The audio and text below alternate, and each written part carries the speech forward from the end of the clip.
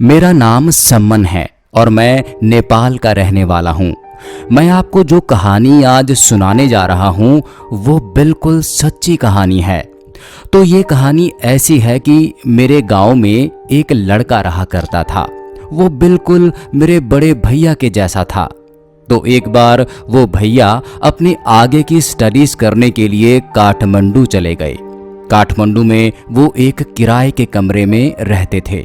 तो उसी दौरान उनकी एक लड़की से मुलाकात हुई जिससे उनकी अच्छी खासी दोस्ती हो गई और फिर उनकी दोस्ती प्यार में बदल गई। वो दोनों एक दूसरे से मिलने लगे। लेकिन अजीब बात ये थी कि वो लड़की उनसे हमेशा रात में ही मिला करती थी। जब भैया उससे पूछते कि तुम रात में ही क्यों आती हो, तो वो कोई ना कोई बहाना लगा के बात को टाल देती। धीरे धीरे उनका प्यार फिजिकल रिलेशन में बदल गया। वो हर रात भैया के रूम पे आती और फिजिकल रिलेशन बनाने के बाद रात 3 बजे उनके रूम से निकल जाती। तो एक बार ऐसा हुआ कि उन भैया के एक अंकल काठमांडू उनसे मिलने आए।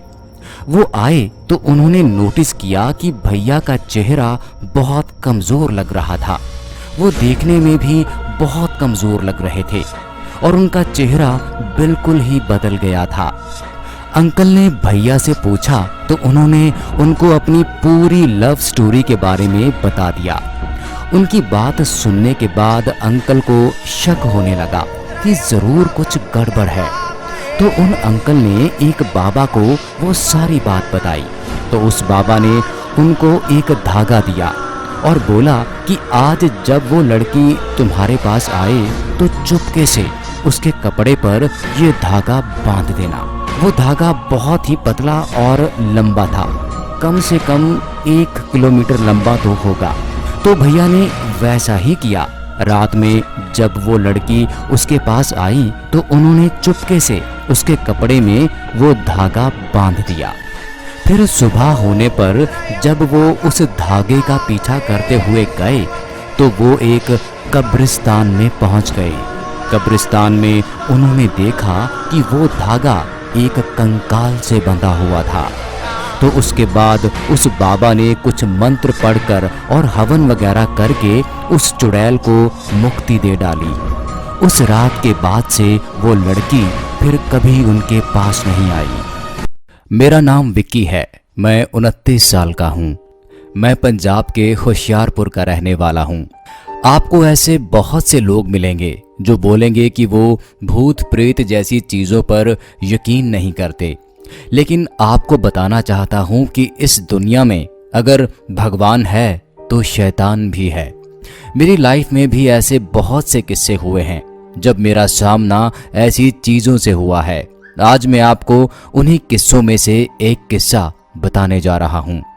ये पहला किस्सा 15 साल पहले का है। मैं अपनी फैमिली के साथ गर्मी की छुट्टियों में अपने नानी के यहाँ हिमाचल गया हुआ था।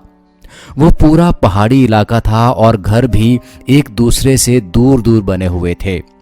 तो वहाँ जाके मैं और मेरी मौसी का लड़का हम दोनों घर के सामने छोटे से पार्क में दिन भर खेलते रहते थे। वहाँ खेलते खेलते हमें अक्सर एक बुढ़ी औरत सफ़ेद कपड़े पहने हुए घूमती हुई दिखाई देती थी। दिखने में वो कोई भीख मांगने वाली औरत लगती थी। वो चलती भी बिल्कुल धीरे धीरे थी। वो अक्सर हमें छुप छुप के देखा करती थी, लेकिन वो आती रोज थी। तो ऐसे ही एक दिन रोज की तरह हम दोनों वहीं पार्क में खेल रहे थे तो वो औरत अचानक हमारे पास आ गई।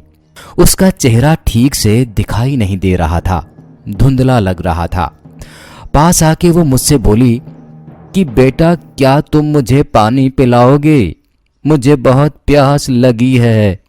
तो मैं घर के अंदर गया और उसके लिए पानी लेकर आया।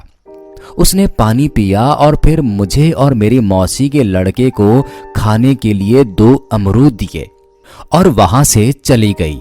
हम दोनों ने वो अमरूद खा लिए, लेकिन अमरूद खाते ही वो औरत फिर से हमारे सामने अचानक से आ गई और जोर जोर से हंसने लगी और फिर से गायब हो गई। वो देख के हम दोनों बहुत डर गए और जल्दी से घर के अंदर आ गए। 2-3 घंटे तक तो सब कुछ ठीक रहा, लेकिन फिर शाम 7 बजे ही मुझे बहुत तेज बुखार हो गया। मेरी आंखें भी नीली पड़ने लगी थी। मुझे हर तरफ सांप ही सांप दिखाई दे रहे थे, लेकिन सांप पूरे घर में सिर्फ मुझे ही दिखाई दे रहे थे और किसी को नहीं। मैं पूरे घर में इधर उधर घूम रहा था, लेकिन हर जगह सांप मेरे पीछे आ रहे थे, यहाँ तक कि मेरे ऊपर चढ़ रहे थे।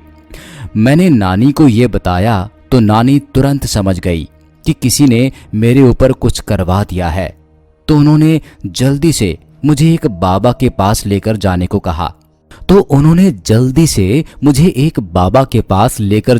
कहा। तो मेरी मम्मी और मामा मुझे लेकर स्कूटर पर बाबा के पास जाने के लिए निकल गए। स्कूटर पर मम्मी ने मुझे गोद में बिठाया हुआ था। उस वक्त भी मेरे हाथ में 2 सांप लटके हुए थे और बहुत सारे सांप मेरे पीछे आ रहे थे। थोड़ी देर बाद ही हम बाबा के यहाँ पहुँच गए। उस वक्त रात के 12 बज चुके थे। उनके मंदिर में जाते ही वो सांप जो मेरे हाथों पे लिपटे हुए थे वो भी गायब हो गए। फिर जब हम बाबा के पास पहुंचे तो मुझे देखते ही वो समझ गए कि इनके ऊपर किसी ने कुछ करवा दिया है। उन्होंने मुझे एक नारियल खाने को दिया। मैंने वो थोड़ा सा ही खाया था कि मुझे उल्टी होने लगी। उल्टी में वो अमरूद भी बाहर निकल गया जो मैंने दिन में खाया था, लेकिन अब उसका रंग काला पड़ चुका था। उसके बाद उस बाबा ने कुछ झाड़ फूंक किया और बताया कि वो एक शैतान डायन है।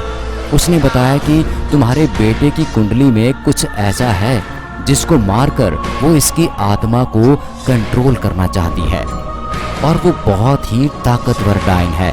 उस डायन को मार के ही इसकी जान बचाई जा सकती है।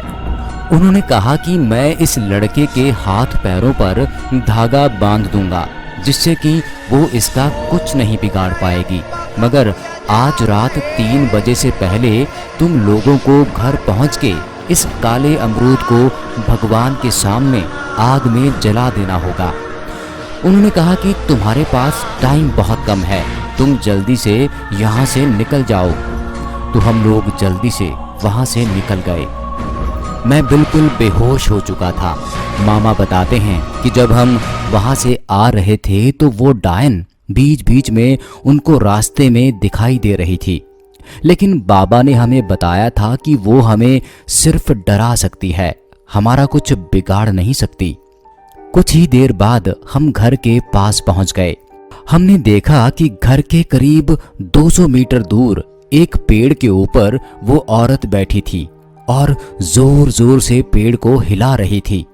लेकिन हम जल्दी से घर के अंदर घुस गए और अंदर जाके जल्दी से भगवान की तस्वीर के सामने आग जला ली और उन अमरूदों को आग में फेंक दिया। उसके बाद हमने बाहर जाके देखा कि वो औरत वहां पेड़ पे बैठी रो रही थी। ये सब हमारे साथ होता हुआ आसपास के सभी लोग देख रहे थे। हम पूरी रात जागे हुए थे। फिर सुबह हुई तो मुझे भी होश आ गया, लेकिन मुझे तब तक किसी ने कुछ नहीं बताया था क्योंकि मैं तब बहुत छोटा था। फिर मैं जब 16 साल का हुआ तो मेरी दादी ने मेरे साथ क्या क्या हुआ था पूरी बात बताई। मेरा नाम विप्लव है, मैं महाराष्ट्र का रहने वाला हूँ।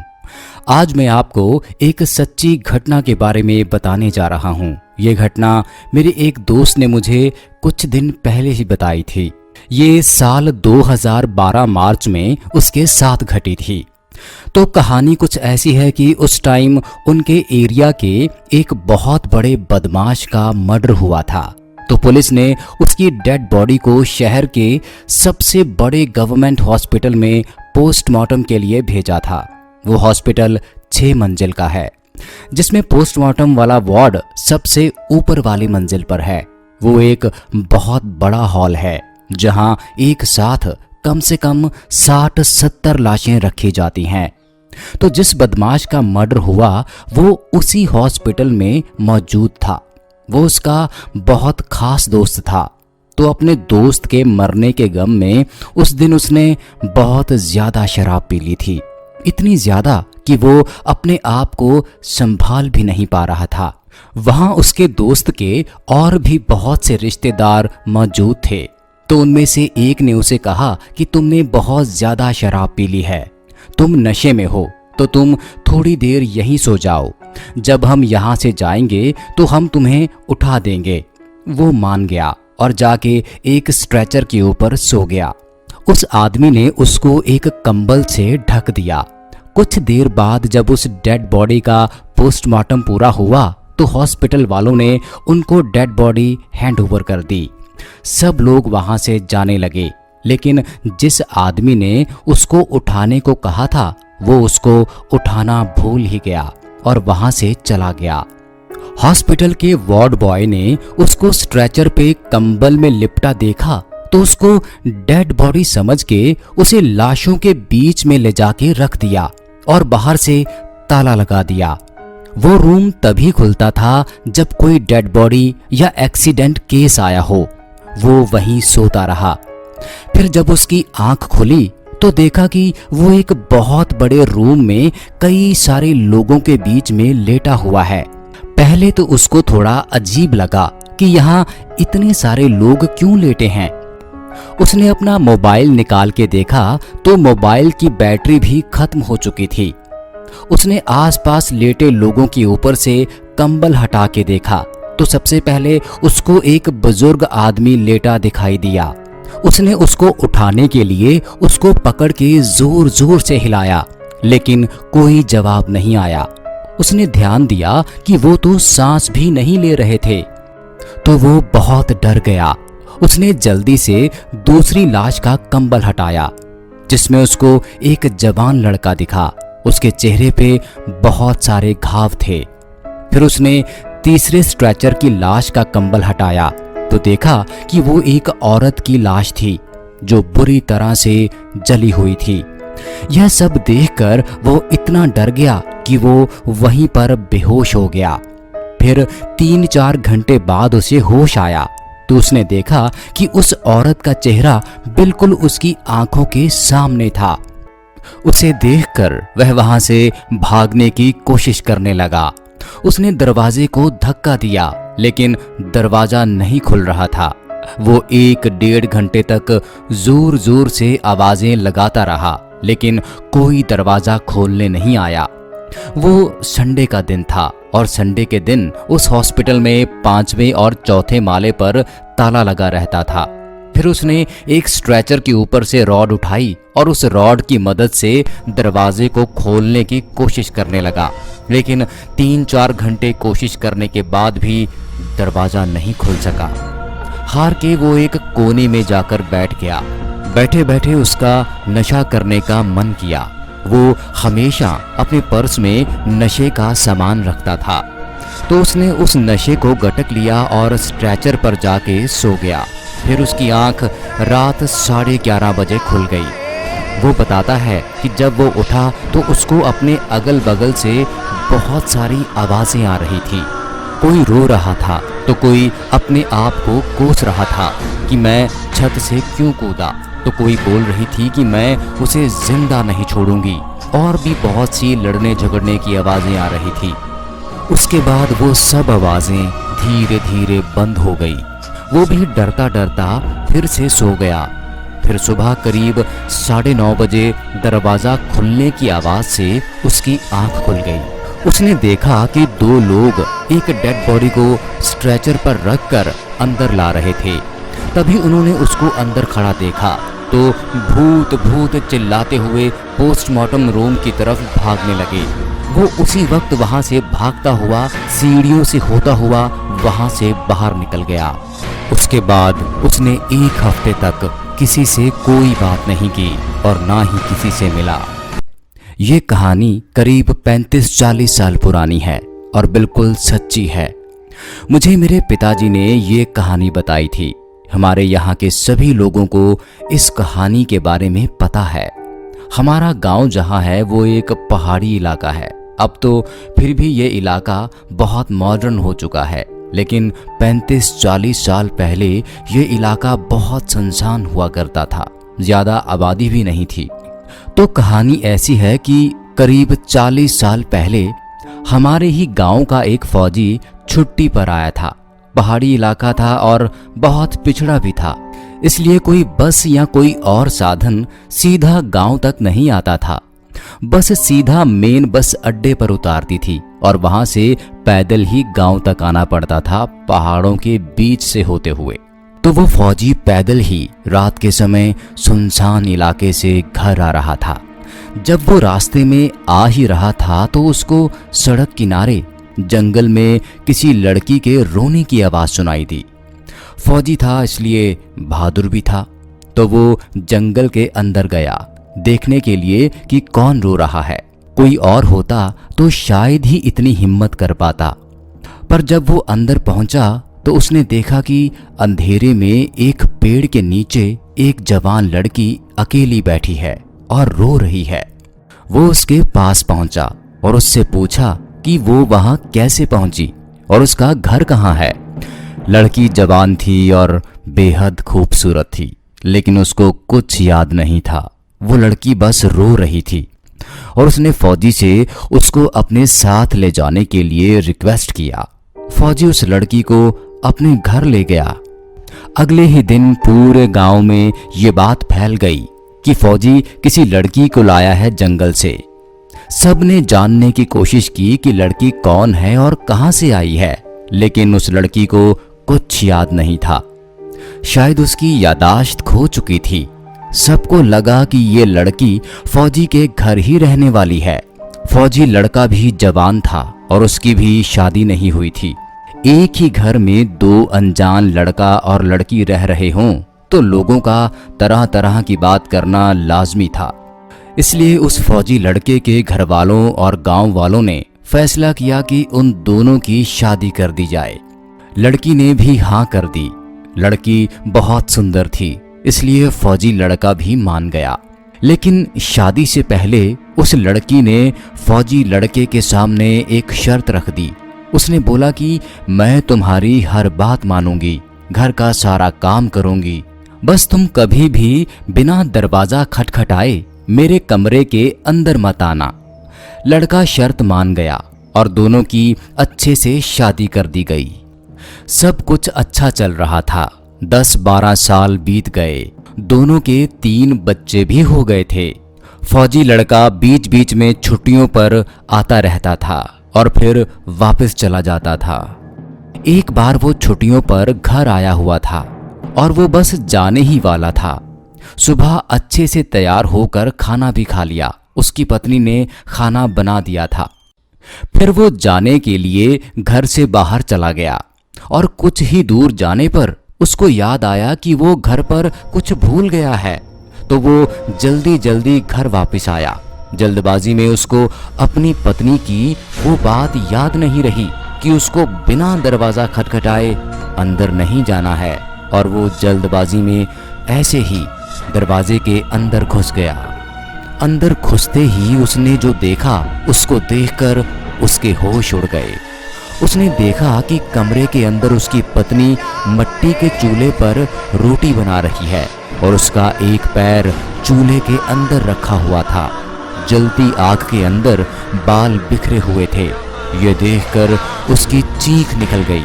चीख सुनकर उसकी पत्नी का ध्यान उस पर गया तो वो गुस्से से उठी और चिल्लाई, मैंने बोला था ना कि कभी भी बिना दरवाजा खटखटाए अंदर मत आना। इतना बोल के उसने गुस्से में उस फौजी को एक थप्पड़ मारा और तेजी से भाग के बाहर चली गई। वो इतनी तेजी से निकली कि कोई देख ही नहीं पाया कि वो कहाँ गायब हो गई। उस थप्पड़ की चोट ऐसी थी कि उस फौजी की गर्दन हमेशा के लिए टेढ़ी हो गई और बुढ़ापे तक टेढ़ी ही रही। उस दिन के बाद किसी ने उस लड़की को नहीं देखा। गांव के लोग आज भी इस बारे में बातें करते हैं, लेकिन किसी को नहीं पता कि वो कौन थी और कहां से आई थी। मेरा नाम सुमित है। मैं हरियाणा के पलवल डिस्ट्रिक्ट में रहता हूं। मुझे लगता है कि मुझे नेगेटिव और पैरानॉर्मल चीज़ें बहुत ज़्यादा महसूस होती हैं। ये बात तब की है जब मैं स्कूल में पढ़ा करता था। हमारे घर से कुछ थोड़ा दूरी पर मेरे एक अंकल का घर था। तो एक दिन जब मैं स्कूल से अपने घर जा रहा था तो रास्ते में मुझे वो आंटी मिल गई। आंटी ने मुझसे उनके घर चलने को कहा। बोली कि शाम को तुझे घर छुड़वा दूंगी। तो मैं उनके घर जाने को तैयार हो गया। मैं उनके घर पहली बार गया था। जब मैं उनके हॉल में बैठा था तो मुझे उनके घर से खून की स्मेल आने लगी। मैंने आंटी से भी पूछा कि ये खून की स्मेल कहाँ से आ रही है। तो उन्होंने मेरी बात को मजाक में ले लिया और बोली कि यहाँ तो कोई स्मेल नहीं आ रही। लेकिन मुझे वो स्मेल बहुत ज़्यादा परेशान कर रही थी। फिर उसके बाद उन्होंने मुझे खाना खिलाया और सो गई। लेकिन मुझे उस स्मेल की वजह से नींद नहीं आ रही थी। मैं उठा और स्मेल का पता करने लगा। जल्दी ही मैं एक कमरे के बाहर पहुंच गया। वो स्मेल उसी कमरे के अंदर से आ रही थी। उस कमरे में भी बिल्कुल अंधेरा था। मैं कमरे के बाहर खड़ा ही था कि आंटी वहां आ गई। उन्होंने मुझसे पूछा कि क्या हुआ, यहां क्यों खड़े हो।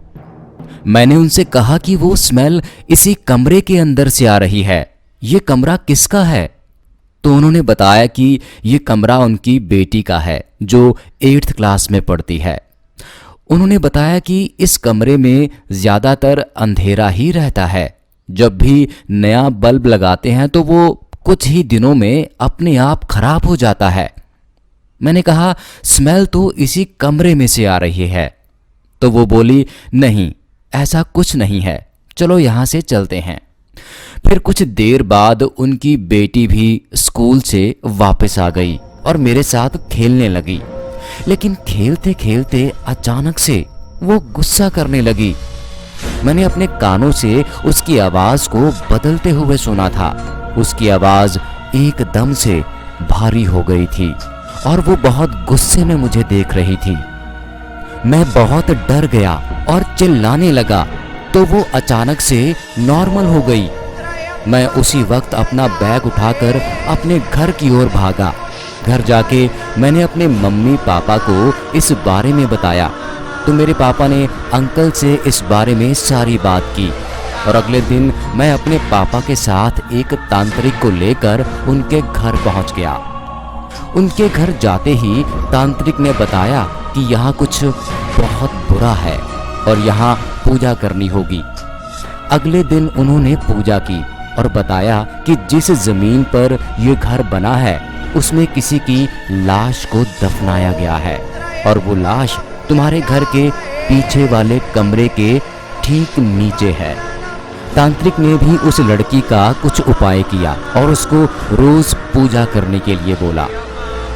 फिर उसने उनके पूरे घर को बाहर से कीलों से बांध दिया। उसके बाद से उनकी लड़की ठीक हो गई। ना ही उनके घर में मुझे फिर वो स्मेल कभी आई। मेरे साथ ही और भी कई ऐसे किस्से हैं जो सिर्फ मैंने ही नहीं बल्कि मेरे दोस्तों ने भी महसूस किए हैं। मेरे दोस्त कहते हैं कि मैं खुद एक नेगेटिव एनर्जी हूं और मैं खुद ही इन सब चीज़ों को ताकत देता हूं। मेरा नाम सुनील है। मैं छत्तीसगढ़ के बिलासपुर जिले से 50 किलोमीटर आगे मुनगेलिनम के गांव में रहता हूं। मैं आपको अपने स्कूल के टाइम की एक घटना बताना चाहता हूं। मैं तब 9th क्लास में पढ़ा करता था। मेरे कुछ दोस्त भी थे और हम लोग भूत प्रेतों में यकीन नहीं करते थे। तो एक दिन हम सब दोस्तों की आपस में शर्त लग गई कि हम रात के टाइम अपने स्कूल में घूमने जाएंगे। इसके लिए हमने स्कूल के वॉचमैन को भी मना लिया था, लेकिन उसने हमसे बोला था कि रात के टाइम स्कूल में रुकना ठीक नहीं है। लेकिन हमने कहा कि हम सब देख लेंगे, हम नहीं डरते रात में। और फिर उसी संडे की रात को हम सब स्कूल के लिए निकल गए। मैंने अपने घर में बोल दिया था कि मैं एक दोस्त की बर्थडे पार्टी में जा रहा हूं। मैं 8 बजे घर से निकल गया। और फिर हम सारे दोस्त रात के 1 बजे तक एक दोस्त के घर पे ही रुके, क्योंकि उस रात उसके घर पे कोई नहीं था। और फिर 1 बजे हम उसके घर से ताला लगा के स्कूल के लिए निकल गए। हमने स्कूल का गेट कूद कर पार किया और अंदर आ गए। अंदर आके हम थोड़ी देर यूं ही घूमते रहे, लेकिन तभी मेरा एक दोस्त बोला कि यार घर वापस चलते हैं, मुझे बहुत डर लग रहा है। हम सब उसका मजाक उड़ाने लगे तो वो चुप करके बैठ गया। उसके बाद हमने डिसाइड किया कि हम स्कूल के पीछे वाले एक खाली मैदान में जाएंगे। मैं आपको बता दूं कि हमारे स्कूल के पीछे एक नदी पड़ती है और वहां बहुत बड़ा खाली मैदान भी है। स्कूल के सब बच्चों को उस तरफ जाने से मना किया जाता था, लेकिन हम सब दोस्त मस्ती मस्ती में वहां चले गए। वहां जाते हुए हम सब आपस में बातें कर रहे थे। हमने नोटिस किया कि उस जगह बहुत ज्यादा शांति थी, कोई भी आवाज नहीं आ रही थी सिवाय हमारी आवाजों के। हम चल ही रहे थे कि तभी मुझे वहां कुछ दूर एक छोटा बच्चा दिखाई दिया। वो हमारी ही तरफ देख रहा था और हंस रहा था। मैंने जल्दी से अपने दोस्तों को उसकी तरफ देखने को बोला। हम सब बहुत हैरान हुए कि ये बच्चा इतनी रात यहां क्या कर रहा है। फिर हमने उसे ध्यान से देखा, उसका एक हाथ नहीं था। वो कुछ देर वहीं खड़ा रहा और फिर हमारे पास आने लगा। पास आते हुए मेरे एक दोस्त ने उसके ऊपर टॉर्च लाइट मार के देखा तो हमने देखा कि उस लड़के की आंखें भी नहीं थी। वो देख के हम सब इतना डर गए कि उसी वक्त तेजी से वहां से भागने लगे और स्कूल से निकलकर सीधा अपने उसी दोस्त के यहाँ चले गए। फिर अगले दिन जब हम स्कूल गए तो हमने रात वाली सारी बात स्कूल के वॉचमैन को बताई, तो उसने बताया कि ये वही लड़का है जो पहले इसी स्कूल में पढ़ा करता था। उस जगह पर उसकी मौत हो गई थी। लेकिन हम सब दोस्तों ने फैसला किया कि हम उस जगह पर दिन में भी जाकर देखना चाहते हैं। तो क्लास के बीच में ही हम सब टॉयलेट का बहाना लगा के एक एक करके उस पीछे वाले मैदान में चले गए। लेकिन उस वक्त वहां हमें कुछ भी अजीब दिखाई नहीं दिया। हम अपनी अपनी क्लास में वापस आ गए, लेकिन वापस आते ही हम सब की तबीयत बहुत खराब हो गई। मेरे 2 दोस्त तो 2-3 दिन में ठीक हो गए, लेकिन मेरी तबीयत बिगड़ती ही जा रही थी। मैं 3 हफ्ते हॉस्पिटल में भी एडमिट रहा, लेकिन तबीयत ठीक नहीं हुई। तो आखिर में मेरे पापा मुझे बिलासपुर के एक मौलवी के पास लेकर चले गए। वहां मैंने उनको उस रात की पूरी बात बताई, तो उन्होंने मुझे एक बोतल में कुछ पानी दिया और एक ताबीज भी दिया। बोले कि इसको कभी उतारना मत। फिर हम घर वापस आ गए और 1 हफ्ते बाद ही मेरी तबीयत बिल्कुल ठीक हो गई। कई साल पहले की बात है। मैं जोधपुर के एक छोटे से गांव में प्राइमरी स्कूल में अध्यापक था। मेरे साथ उसी स्कूल में 5 अध्यापक और थे। उन लोगों की शादी हो चुकी थी और उनका अपना अपना परिवार था और मैं कुंवारा था। मेरी शादी नहीं हुई थी। सब लोग गांव में मकान भाड़े से लेकर रहते थे और मैं स्कूल के पास ही एक अलग छोटा सा कमरा बना हुआ था जिसमें अकेला ही रहता था। स्कूल के चारों ओर खेत और झाड़ियां थी। स्कूल गांव से थोड़ी दूरी पर था और स्कूल में बिजली नहीं थी और मैं अकेला अपने कमरे में लालटेन जला के खाना बनाता और खाना खाकर सो जाता। तभी मेरे दोस्तों ने बोला कि आप अकेले अपना टाइम पास कैसे करते हो? कल से हम लोग खाना खाने के बाद रात में तुम्हारे पास आएंगे, तुम्हारा भी थोड़ा हंसी मजाक में टाइम पास हो जाएगा। सो दूसरे दिन स्कूल से छुट्टी होने के बाद घर पर जाकर खाना वाना खा के अपने कहे अनुसार मेरे सारे मित्र रात को 10 बजे मेरे घर पर आ गए और हम लोग बातें करने लगे। थोड़ी रात बीत गई, तभी हमारे एक मित्र ने कहा, यहाँ पर ना तो बिजली है ना तो टीवी है, हम लोग बैठकर यहाँ पर करेंगे क्या? आज हम लोग थोड़ी मस्ती करते हैं। दूसरे मित्र ने बोला, हम अपने साथ ताश के पत्ते लाए हैं, चलो खेलते हैं। और हम लोग धीमी लालटेन को जलाकर उसके सामने बैठकर ताश खेलना चालू कर दिया। थोड़ी देर बाद गर्मी लगने लगी तो हमने सारी खिड़कियां खोल दी तो अच्छी हवा आने लगी और हम लोग ताश खेलने में व्यस्त हो गए। तभी हमारे तीसरे मित्र ने बोला कि हमारे पास बीड़ी और माचिस भी है, बोलो तो बीड़ी सुलगाएं हम लोग। तो सबने बोला क्यों नहीं। तो हमारे मित्र ने 4 बीड़ी जलाई, सबने एक एक बीड़ी अपने हाथ में ले ली। तभी एक मित्र ने बोला, अरे मुझे भी तो पिलाओ।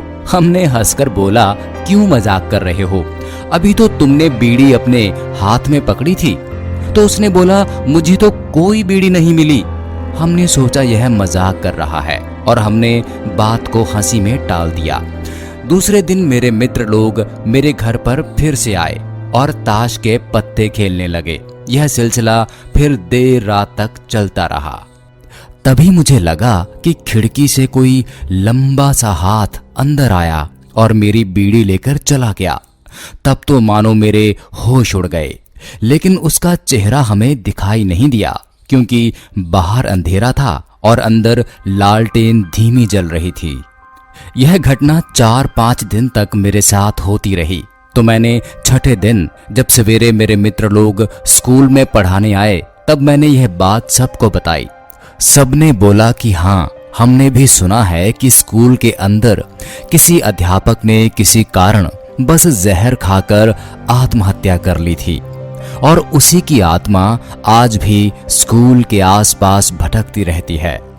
तो एक दिन एक मित्र ने बोला, आज हम उससे पूछेंगे कि आप कौन हो, क्या पता कोई आदमी ही हो और हमारी तरह वह भी रात में टाइम पास करने आता हो। हमने बोला ठीक है। तो रात में मेरे सारे मित्र मेरे घर पर आए तो वो 5वां आदमी भी खिड़की से अंदर आकर बैठ गया। साथ में ताश खेला और बीड़ी भी पिया। जब खेल खत्म हो गया तो वह खिड़की से बाहर जाने लगा। तभी मैंने आवाज दी, काका कल फिर आओगे? उसने कुछ नहीं बोला। इतना सब होने के बाद उसने हमें कोई नुकसान नहीं पहुंचाया था। हमारे एक मित्र ने उसके मुंह पर टॉर्च जलाई। तभी मैंने उसका हाथ पकड़ लिया, लेकिन टॉर्च के सामने हम लोगों ने उसका थोड़ा बहुत चेहरा देख लिया था।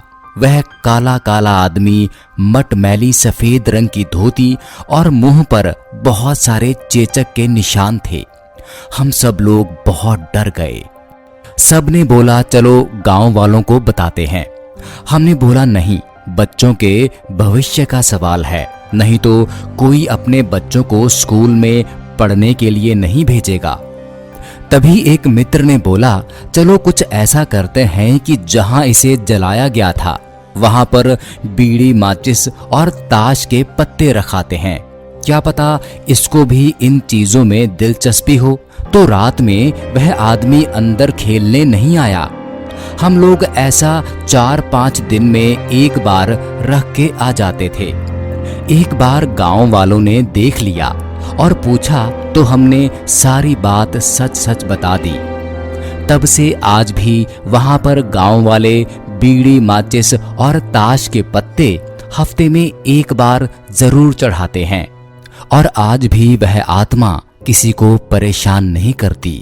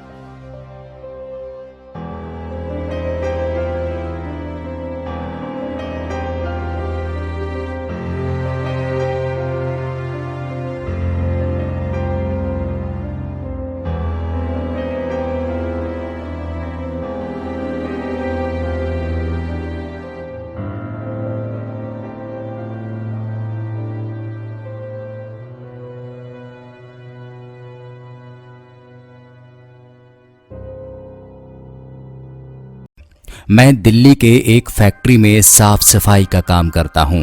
मेरा घर फैक्ट्री से 5 किलोमीटर की दूरी पर है। मेरे पास एक साइकिल है जिससे मैं अपने घर से फैक्ट्री और फैक्ट्री से घर आता जाता हूँ। एक दिन जब मैं फैक्ट्री से घर जा रहा था तो रास्ते में मुझे एक लड़की दिखाई दी और वह मुझे घूर घूर के देख रही थी। मैं उसे टालते हुए अपने घर की ओर निकल पड़ा। दूसरे दिन फिर वही लड़की मुझे उसी जगह पर दिखाई दी और वह मुझे फिर से घूरने लगी। फिर भी मैंने उसकी तरफ पलट के नहीं देखा और अपने घर की ओर निकल पड़ा। मैं उसके पास रुका भी नहीं क्योंकि मुझे उस लड़की से डर लग रहा था। वह लड़की कई दिनों तक मुझे देखती रहती थी। एक दिन वह लड़की वहां पर नहीं दिखाई दी तो मैं सोच में पड़ गया कि ऐसा क्या हुआ जो वो लड़की आज नहीं आई। फिर मैं अपने घर की तरफ निकल पड़ा। एक हफ्ते बाद मेरे घर पर एक चिट्ठी आई और मुझे पता चल गया था कि यह चिट्ठी उसी की है। उसमें उसका नाम प्रीति लिखा हुआ था और उसमें से एक फोटो निकली थी जो कि उसी लड़की की थी। मैं चौंक गया कि उसे मेरा पता कैसे चला। उस चिट्ठी में लिखा हुआ था कि कल जब फैक्ट्री से निकलो तो जहां पर मैं खड़ी रहती हूं वहां पर मेरा इंतजार करना। उसके दूसरे दिन मैं वहां पर पहुंच गया तो वह लड़की वहां पर नहीं खड़ी थी। मैंने काफी इंतजार किया। इंतजार करने के बाद मैं अपने घर की तरफ चल दिया और तभी मुझे याद आया कि वो जो चिट्ठी आई थी उसमें उसका पता तो जरूर होगा। फिर मैं उसका पता पढ़कर उसके पते के अनुसार उसके घर पर उससे मिलने के लिए चल दिया। जब मैं उसके घर पहुंचा तो दरवाजा खोलते ही एक आदमी आया और बोला कि क्या काम है। तो मैंने कहा कि मुझे प्रीति से मिलना है। तो उस आदमी ने बोला कि मैं उसका पापा हूं और प्रीति को मरे हुए 2 महीने हो चुके हैं। मेरे हाथ पांव कांपने लगे और मैं सोच में पड़ गया कि वह लड़की जो मुझे रास्ते में मिली थी और जिसने मुझे चिट्ठी भेजी थी वह कौन होगी। मुझे लगा कि वह सच में उसकी आत्मा होगी। तभी प्रीति के पापा ने मुझे दिखाया कि देख लो, उसकी तस्वीर पर तो माला चढ़ी हुई है। तभी मैं भागकर अपने घर पहुंचा। फिर मैंने उस चिट्ठी को जला दिया और उस दिन के बाद मैंने कभी भी अनजान लोगों से मिलना और बात करना बंद कर दिया। यह कहानी एक ब्रह्म राक्षस की है, जिसे आप लोग जानते ही होंगे। इस पर कई कहानियां बनाई जाती हैं और राक्षस के अनेक नाम होते हैं, जैसे कि पिशाच, राक्षस, डायन, चुड़ैल आदि बहुत से नाम होते हैं। तो दोस्तों चलो मैं अपनी कहानी पर आता हूँ। हमारे गांव में एक ब्राह्मण रहते थे जिनका नाम दुर्जन सिंह है। दुर्जन सिंह को लोग दुर्जन जी कहकर बुलाते हैं। उनके घर से कुछ दूरी पर एक खेत था। उस खेत में एक बहुत बड़ा बरगद का पेड़ था। वह बरगद का पेड़ बहुत पुराना था। कुछ समय के बाद उन्होंने उस खेत पर घर बनाने की सोची। पहले वाला घर बहुत छोटा होने की वजह से उन्होंने उस खेत पर घर बनाने का फैसला कर लिया। उन्होंने उस बरगद के पेड़ को कटवा डाला और अपना घर बना लिया। कुछ दिन तक तो ठीक ठाक चलता रहा, पर कुछ दिन के बाद दुर्जन जी बहुत परेशान रहने लगे। वह कभी पूजा करवाते, कभी हवन करवाते, लेकिन उनकी परेशानी का कोई हल नहीं निकल रहा था। तो उनकी बीवी ने उनके बदले स्वभाव को देखकर पूछा कि तुम आजकल पूजा नहीं करते हो और आजकल बदले बदले से रहते हो, कभी बच्चों को डांटते रहते हो, तुम्हें हुआ क्या है? दुर्जन जी के चेहरे पर मुस्कान आई और वह कहने लगे, मेरे घर को तोड़कर अपना घर तो बना लिया है और इसे क्या पूजा करने के लिए कह रही हो? मैं ही तो भगवान हूँ, इसे पूजा करने की कोई जरूरत नहीं है। वो कभी दांत मींचते, कभी बड़े प्यार से बोलते, कभी आंखें लाल कर लेते और कभी आंखें ठीक हो जाती। उनकी बीवी को शक होने लगा कि जरूर किसी का साया है, वरना ऐसे तो वो बात ही नहीं करते जैसे कि उनके अंदर से दो लोग बोल रहे हों। तब उनकी बीवी ने उनको बिठाकर हनुमान चालीसा पढ़ना शुरू कर दिया। वो सोच रही थी कि अगर कोई होगा तो वो भाग जाएगा, पर दुर्जन जी पर इसका कोई असर नहीं पड़ रहा था। वह एक टक लगाए देखे जा रहे थे। उनकी बीवी काफी मंत्र और गायत्री मंत्र पढ़ने लगी। तभी दुर्जन जी की आंखें लाल हो गई और कहने लगे, मैं किसी से डरने वाला नहीं हूं और तू क्या समझती है मैं इसे ऐसे ही छोड़ दूंगा? मैं इसे इतनी आसानी से नहीं छोड़ने वाला हूं। तब तक उसका छोटा बच्चा वहां आ गया। दुर्जन जी ने उसे जोर से पकड़कर अपनी तरफ खींच लिया और ऐसा लग रहा था कि उसके सर को कच्चा ही चबा जाएगा। उसकी माँ बोली कि बच्चे को छोड़ दो, इसने तुम्हारा क्या बिगाड़ा है? दुर्जन जी की पत्नी ने अपने बच्चे को अपनी तरफ खींच लिया। उसने फिर पूछा कि तुम कौन हो और मेरे पति के अंदर क्या कर रहे हो? आप हमसे क्या चाहते हैं? आप कौन हो? तब उसने कहा कि अगर अपना भला चाहती हो तो बरगद के पेड़ लगाओ, जितने भी हो सकें उतने पेड़ लगाओ, फिर मैं बताऊंगा कि मैं कौन हूँ और फिर मैं चला जाऊंगा। तब दुर्जन जी की बीवी ने 101 पेड़ बरगद के लगाए। एक दिन दुर्जन जी की पत्नी ने देखा कि आज दुर्जन जी सुबह उठकर पूजा पाठ करके आ चुके हैं। तब दुर्जन जी के अंदर से जो साया था वह कहने लगा, मैं तुम्हारे पति को आज छोड़ के जा रहा हूँ, तुम सदा सुखी रहो, तुम्हारे आचार विचार बहुत अच्छे हैं। मैं ब्रह्म राक्षस हूँ, वैसे मैं किसी को नहीं छोड़ता और ना ही किसी से डरता हूँ। तुम्हारे पति ने मेरे बरगद को काट दिया था जिस पर मैं हजारों सालों से रह रहा था। मुझे गुस्सा तो आया, पर मैं तुम्हारी अच्छाई के कारण इन्हें छोड़कर जा रहा हूँ। जैसे ही उस साये ने दुर्जन जी को छोड़ा, दुर्जन जी अचानक सही हो गए। तब दुर्जन जी की बीवी की आंखों से आंसू निकलने लगे। तो दोस्तों, अगर बुरे के साथ अगर तुम अच्छा करोगे तो एक दिन वह भी अच्छा हो जाता है। महाराष्ट्र राज्य के नांदेड़ ग्राम के निकट रायपुर इलाके में आज भी खून की प्यासी डायनों का बसेरा है। स्थानीय लोगों का मानना है कि यहाँ रात में गुजरने वाले लोगों को डायन पहले तो अपने वश में कर लेती है और बाद में उस इंसान का खून पीकर स्वयं को अमर करती है। माना जाता है यह इलाका डायनों का इलाका है। यहाँ पर इंसान का कदम रखना खतरे से खाली नहीं है और अगर आप वहां पर गए तो किसी तरह की चूक आपके लिए काफी नुकसानदायक साबित हो सकती है। अगर आपको यकीन ना हो रहा हो तो आप यहाँ पर किसी भी पेड़ में कील गाड़कर खुद ही देख लीजिए, लेकिन आप लोगों का मौत से सामना जरूर हो जाएगा। आप लोगों को भले ही यह अंधविश्वास लग रहा होगा, लेकिन इस भूतिया गांव की यही सच्चाई है। इस भूतिया गांव को अभिशप्त माना जाता है। यहाँ पर एक दो नहीं बल्कि सारे इलाके में डायनों का बसेरा जमा हुआ है।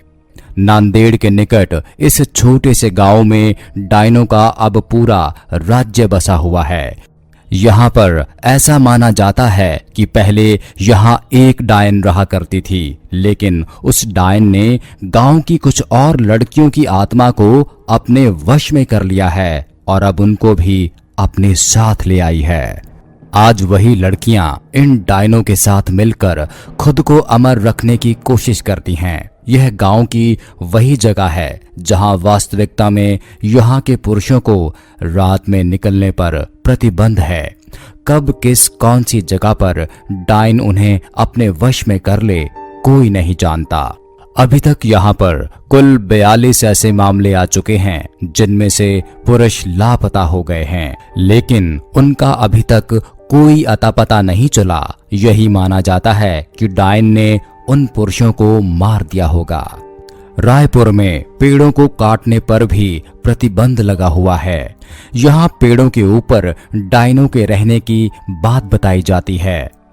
एक बार एक पेड़ काटने पर गांव के एक मनुष्य की मौत हो गई थी। तब से माना जाता है कि डायन का पेड़ काटने पर ही उस मनुष्य की मौत हुई थी। यहाँ पर एक टूटी हुई हवेली के अंदर एक छोटी सी कोठरी है जिसमें कोई भी नहीं आता जाता और माना जाता है कि इस अंधेरी कोठरी में जो भी गया वो वापस कभी लौटकर नहीं आया। 16 लोगों की मौत की गवाह इस भूतिया कोठरी को यहाँ के प्रशासन ने भी सील कर दिया है। डायनों को अपने वश में करने के लिए यहाँ पर कई तांत्रिकों ने अपनी पूरी शक्ति लगा दी है, लेकिन इस बीच 5-6 तांत्रिकों की भी मौत हो गई, जिसके बाद तांत्रिक भी यहाँ की डायनों को अपने वश में करने से घबराने लगे। कहा जाता है कि गांव में हर अमावस्या और पूर्णिमा की रात को कोई बाहर नहीं निकलता। हालांकि यह काफी पुरानी बात है। अब लोग अपने घरों को अच्छे से बंद करके घरों में रहते हैं। गांव के कुछ लोगों ने यह अनुभव किया है कि अक्सर रास्ते में चलते वक्त उन्हें अजीबोगरीब आवाजें सुनाई देती हैं। गांव के रंजीत नाम के व्यक्ति ने तो अपनी बाइक पर एक डायन को लिफ्ट ही दे दी थी। काफी लंबा रास्ता तय करने के बाद उसे एहसास हुआ कि उसके पीछे कोई बैठा हुआ है, पर उसने जब पीछे मुड़कर देखा तो कोई नहीं था। रायपुर के लोगों का मानना है कि यहाँ कई साल पहले एक खूबसूरत महिला के साथ गांव के कुछ लोगों ने बलात्कार कर दिया था। उसे बंदी बनाकर रख लिया और बाद में उस महिला की बेरहमी से हत्या कर दी थी। इसके बाद से ही वही डायन बनकर यहाँ अपना बदला पूरा करती है। मित्रों, आज मैं आप सभी लोगों को राजस्थान की एक रहस्यमयी जगह के बारे में बताने जा रहा हूँ, जिससे लोग आज तक बेखबर हैं। हम में से कई लोगों ने इसके बारे में सुना ही होगा, पर इस मंदिर के बारे में अलग अलग कहानियां बनाई जाती हैं।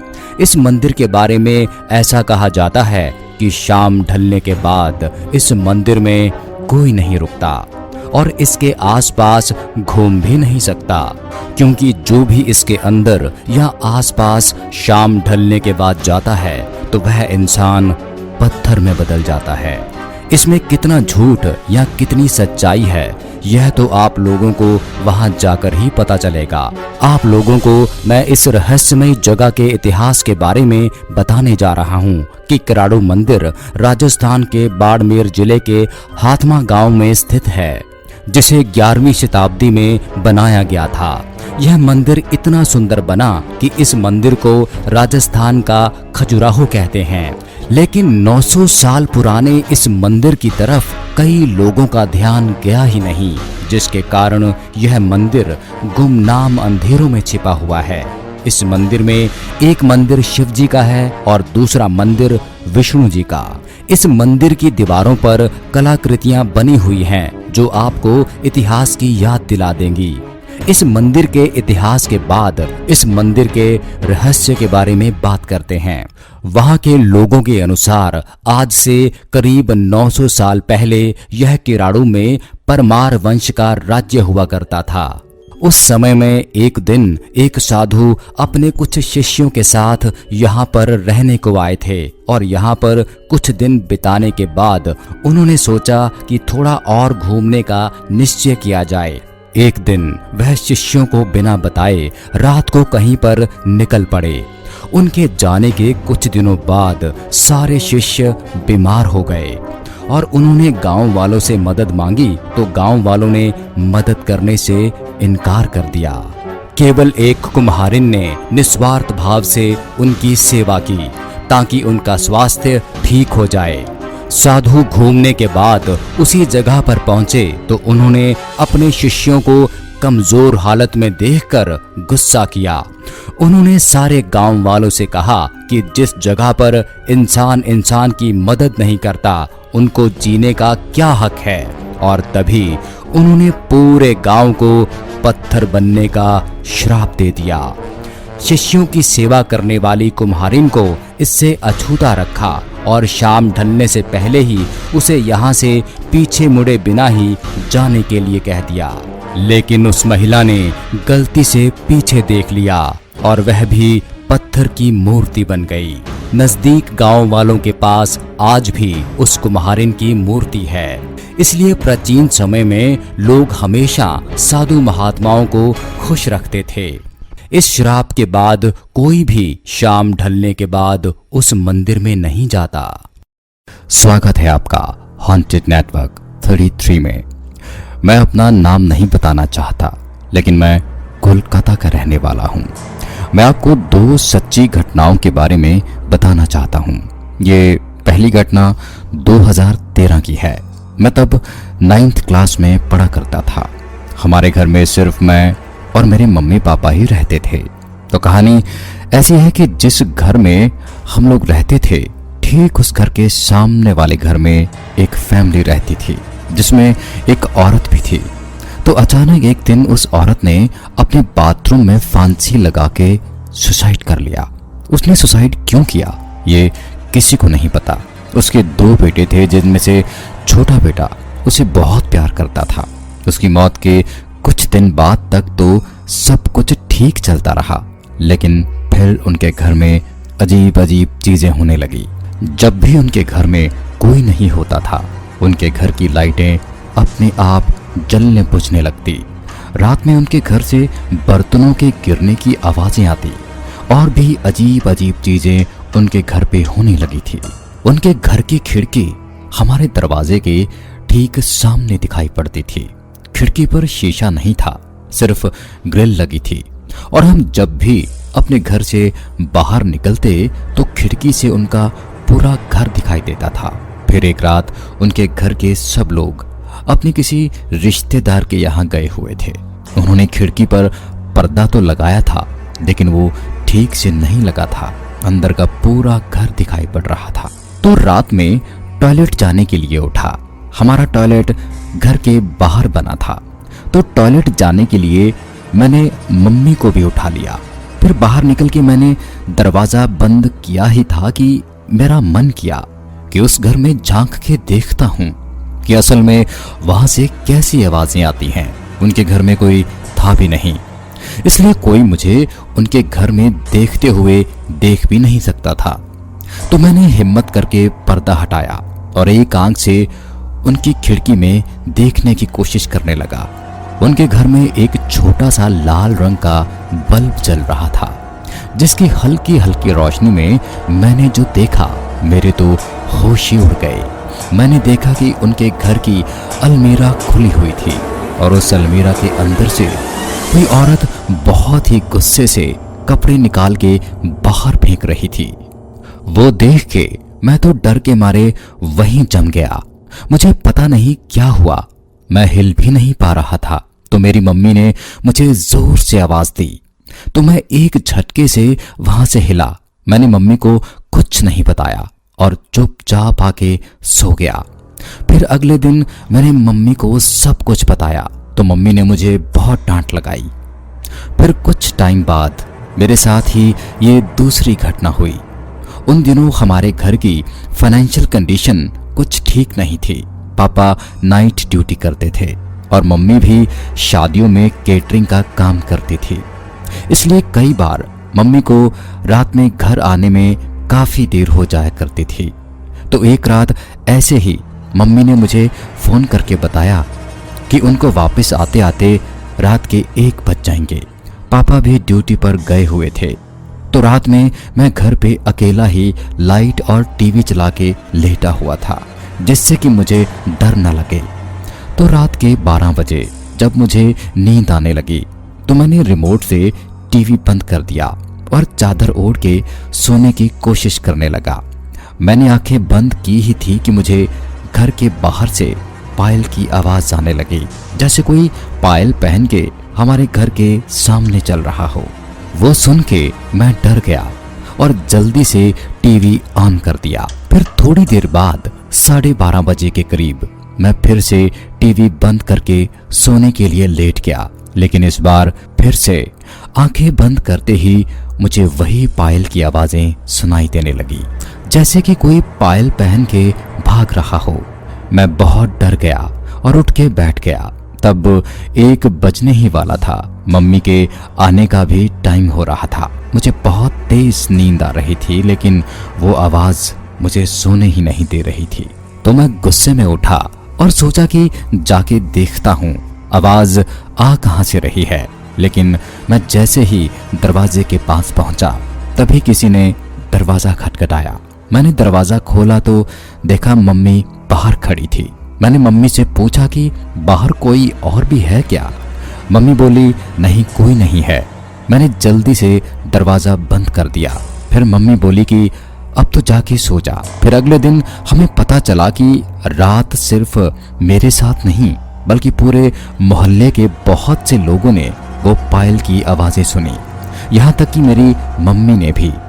मम्मी ने बताया कि जब वो घर आ रही थी तो उस सामने वाले घर के पास आते हुए उनको ऐसा लगा जैसे पायल पहन के कोई उनके पीछे से तेजी से भाग रहा हो।